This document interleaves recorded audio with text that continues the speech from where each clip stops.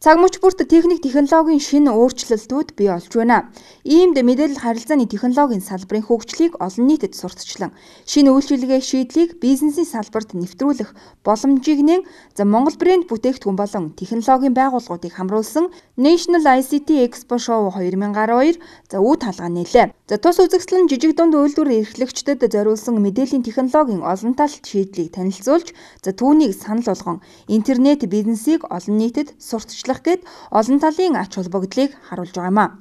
Үзэгсэлнгийн маань гол зорилго юм бол ерөөсөл мэдээллийн технологийн салбарт өдөр тутам шинэ тутам гарч ирж байгаа шинэ технологи, шинэ шийдлийг бизнесийн байгууллагуудад яаж амжилттай нэвтрүүлэхинтэй ямар боломжууд байгаа гэдгийг л гол нь танилцуулах. Тэгээд манай үзсэн нийтдээ 20 гаруй компаниуд мэдээлэл харилцаа холбоо технологийн салбарын чиглэл тус бүр өөрийн телефоны операторууд, компьютерийн дагалдах хэрэгслийн худалдаа, тэгээд интернетийн үйлчилгээ үзүүлэгчид мэдээллийн технологийн зөвлөгөө, тэгээд мөн шийдэл санал болгодог програм хангамжийн компани гэх мэт 20 гаруй компаниуд оролцож байгаа.